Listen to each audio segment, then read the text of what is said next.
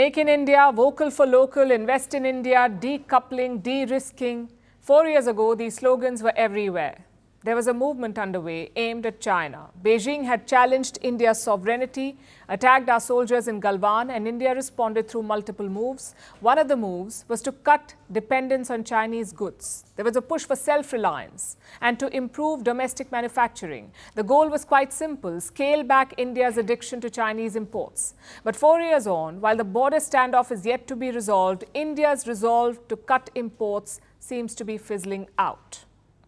India Inc. remains reluctant to snap ties with China, and New Delhi is opening doors to Chinese investors again. They've cleared a fresh batch of investment proposals. These involve players from mainland China. One of them is Luxshare. It's a Chinese company that makes components for electronics. Luxshare is an important supplier to Apple. It assembles products like the iPhone, AirPods, and Vision Pro. Luxshare's plans for India remain unclear, but it would be safe to assume that they'll have something to do with electronics manufacturing. Now, this is one company that has got the go-ahead. The second one is Micromax, which is an Indian company. It used to be a dominant player in the Indian smartphone market. Its parent company now wants to start a joint venture. Again, a Chinese player is involved. Micromax wants to join hands with Huaqin Technology. This too is an electronics manufacturer. And what's the structure of the JV? Huaqin will be the minority partner. The parent company, Micromax, will have the majority shares. And what is this joint venture for? Micromax could make electronics for Huaqin as a contract manufacturer. Now, this proposal has got the green light from the government of India. Others are expected to follow because India's electronics industry has more demands. It wants more clearances from the government and more visas for Chinese nationals. They say curbs on China have led to losses. How much? $15 billion in production losses, 100,000 jobs, 10 billion in export opportunities, and $2 billion in value creation. This usually means creating or offering new products which meet or surpass consumer expectations. Now, the electronics industry says that it has suffered these losses in the last 4 years, and they're blaming India's policy moves for this. Like I said, this cycle began 4 years ago in 2020 when Chinese troops challenged India at the border. India responded with economic measures. It banned more than 100 Chinese apps. They were labeled as a national security risk, the Chinese apps. India also blocked investment proposals from China and slapped tariffs on Chinese imports.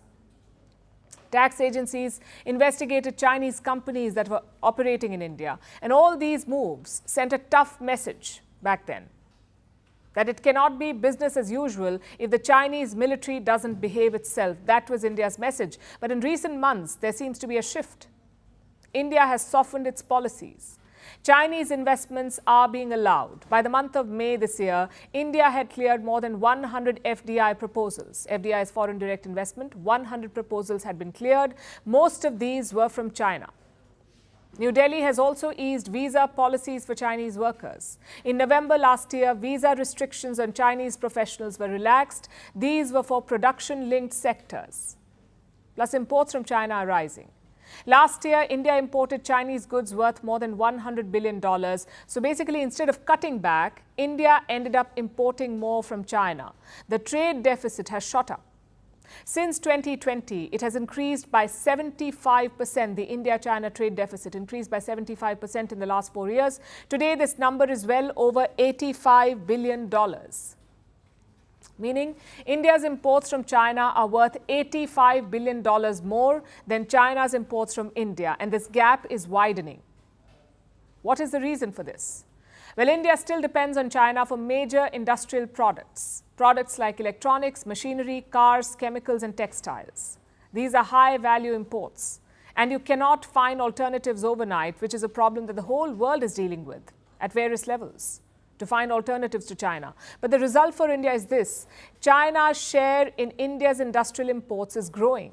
15 years ago, China's share was around 21%. Today, it is around 30%. So 1/3 of all industrial products that India imports, 1/3 of them come from China. Clearly, we've not been able to find substitutes. 4 years, and the dependence is only increasing.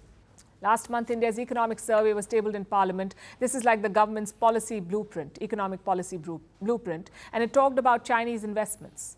This report, the economic survey, suggested that India should allow more of it, more Chinese investment. And the idea was endorsed by India's Finance Minister Nirmala Sitharaman.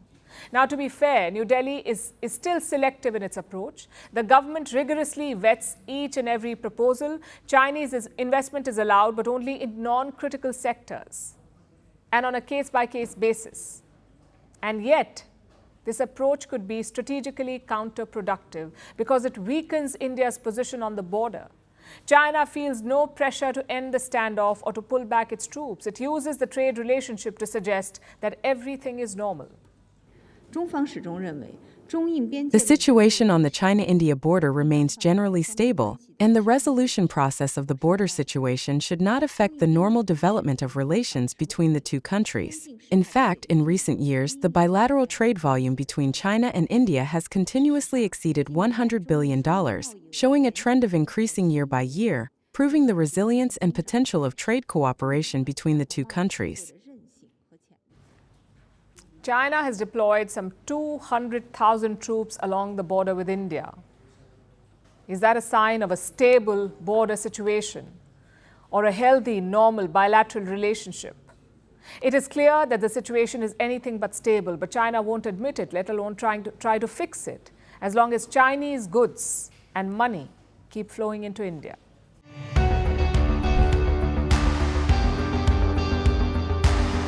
Across continents, one powerful news source.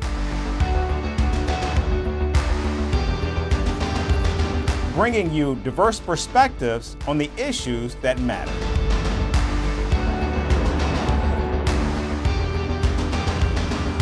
We go beyond the boundaries to give you that little extra about every sporting moment.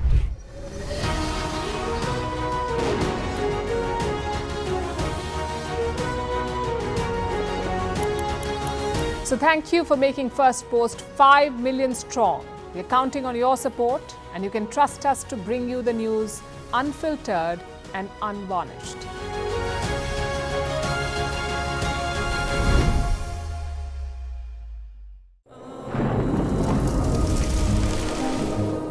Climate change is on our doorstep. It's time for a revolution to take root. And it starts with 1.4 billion Indians. It starts with one tree for humanity, one tree for Mother Earth, one tree for our future. Project One Tree, a News 18 network initiative.